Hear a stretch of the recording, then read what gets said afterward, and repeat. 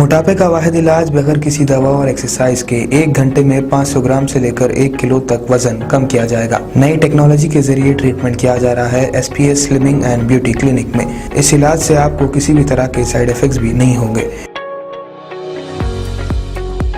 Colour improvement, pimples और dark circles के लिए भी आप आ सकते हैं SPS slimming and beauty clinic, Hyderabad, एबर्ट्स beside Agarwala sweet house. Screen पर दिए गए नंबर्स पर कॉन्टैक्ट करें।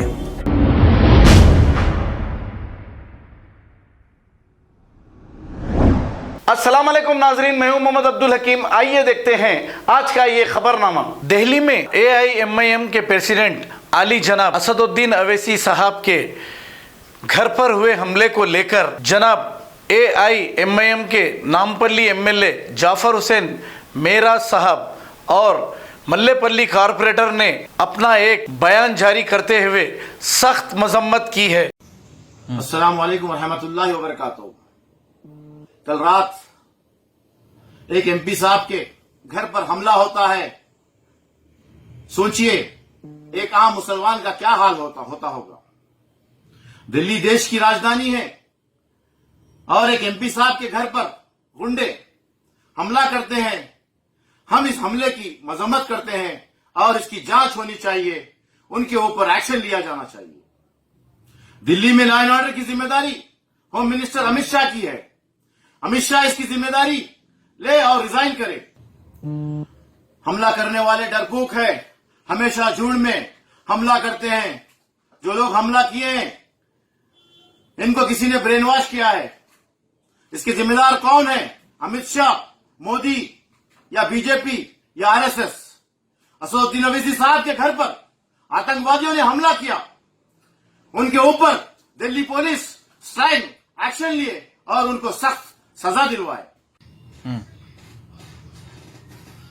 यह हमला सिर्फ MP असदुद्दीन अवैसी साहब के ऊपर नहीं बल्कि देश के मुसलमानों के खिलाफ है।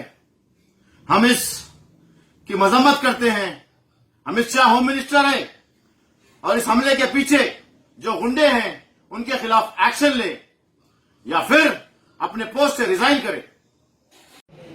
जो दिल्ली के अंदर एक शर्मनाक वाकया पेश आया जिसमें हैदराबाद MP AIMIM के प्रेसिडेंट असदुद्दीन ओवैसी साहब के मकान पर एक बुज़दिलाना हमला किया गया।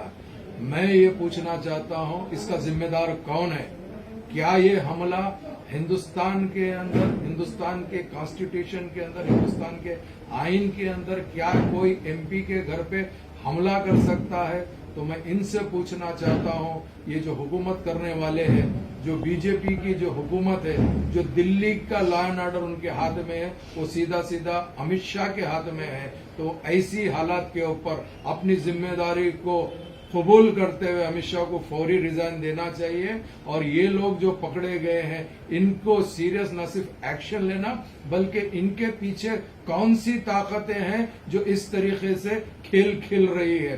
अगर इसके ऊपर हुकूमत कोई तवज्जो नहीं देगी और हुकूमत अगर इसके ऊपर एक्शन नहीं लेगी तो 100% पूरे हिंदुस्तान के अंदर एहतजाज होगा। हम ये सामने से कह रहे हैं। मैं बहैसियत हैदराबाद नामपल्ली का MLA मैं बीजेपी से ये कहना चाहता हूं, आपका ये जो एटीट्यूड है ये हरगिज बर्दाश्त नहीं होगा। हम फिर एक मर्तबा हुकूमत से मुतालबा करते हैं, सेंट्रल गवर्नमेंट से, कि फौरी आप अमित शाह को रिजाइन कराइए और आइंदा के लिए आप लॉ एंड ऑर्डर को ठीक करिए। यही हमारी तरफ से है, वरना हम लोग बेशक गलियों में निकलेंगे और हमारा भरपूर एहतजाज कर कर बताएंगे।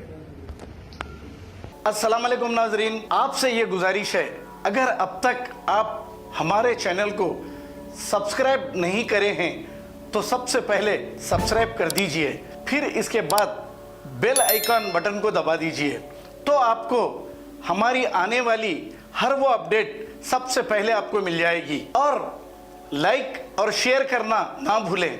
7H न्यूज़, सिर्फ आपकी आवाज़।